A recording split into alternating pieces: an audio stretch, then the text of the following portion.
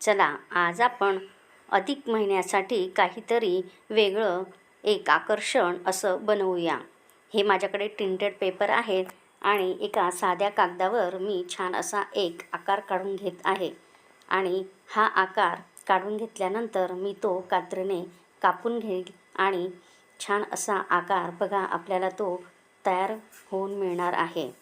पूर्ण कापून झाल्यावर आपण बघूच. बघा किती छान असा एक मोठा आकार मी तयार केलेला आहे आणि आता हा एका रंगीत कागदावर मी ठेवणार आहे आणि असाच पेन्सिलीने याचं रेखाटन करून याचेसुद्धा तसंच कात्रण करून घेईल, म्हणजे आपल्याला हे सोपं पडेल.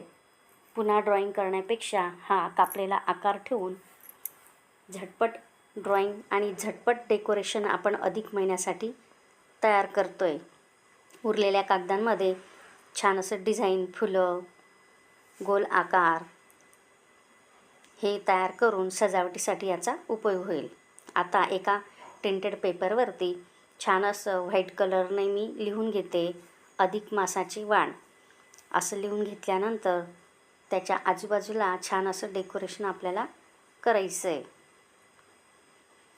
यासाठी फ्लॅट ब्रश आणि अक्रेलिक कलरचा मी वापर करते. साधा पोस्टर कलर वापरला तरीसुद्धा चालेल. फ्लॅट ब्रशने याच्यासाठी करते की झटपट होईल.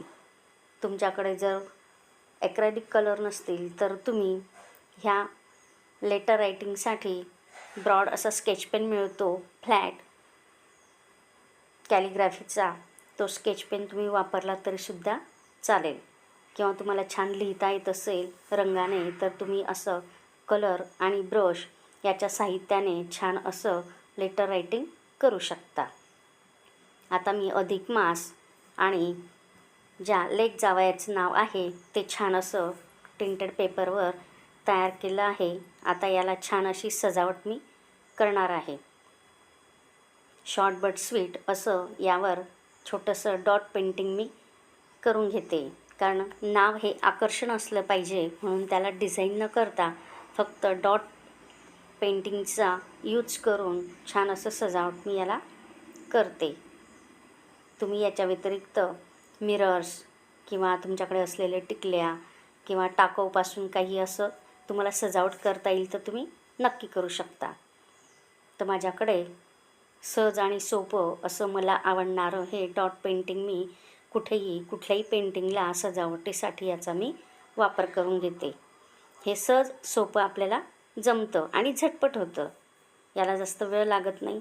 फक्त कलर स्कीम तुम्ही वेळेवरती ठरवून घ्यायची की तुमचा कागद कसा आहे, तुम्ही रेखाटन केलेलं कसं आहे, त्या अनुसार तुम्ही छान असं रंगकाम याला करू शकतात.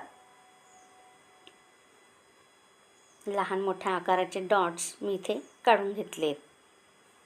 असंच आपण दोघं शीटवर करून घेणार आहेत. आणि आता जी कात्रणं केली होती मी फुलाची, पानाची, वर्तुळाची, ते असं केलेल्या लेटर रायटिंगच्या आजूबाजूला मी फेविकॉलच्या सहाय्याने चिटकवून घेते. आता हे चिटकवल्यावर याच्यावर छान सजावट म्हणून मी मिरर पण वापरणार आहे. आधी हे सगळं आपण चिटकवून घेऊ फेविकॉलने आणि आपल्याकडे जे टाकाऊ साहित्य असेल किंवा आपल्या जुन्या फ्रेमचं काही साहित्य पडलेलं असेल किंवा मोती असतील, टिकले असतील, जे पण काही असेल तसं तुम्ही वापरू शकतात. मी इथे मिरर वापरले. असे मिरर्स तुमच्याकडे असतील तर चिटकवून घ्या आणि छान असं हे डेकोरेशन तयार करा. झटपट आणि कमी वेळेत आणि कमी खर्चात होणारं हे डेकोरेशन आहे. असं डेकोरेशन तुम्ही कोणत्याही प्रोग्रामसाठी करू शकतात. यासाठी फक्त पाहिजे आपल्याकडे वेळ आणि कलर आणि आवड असली तर वेळ आपल्याला आपोआप मिळतो. अशा पद्धतीने छान असं डेकोरेशन तयार करून घ्यायचं आहे. तुम्हाला वाटलं तर कलर चेंज करू शकता. बघा सुंदर असं डेकोरेशन आज मी तयार केलेलं आहे.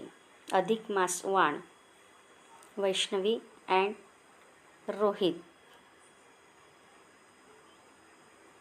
चला तर तुम्ही पण असं डेकोरेशन करा.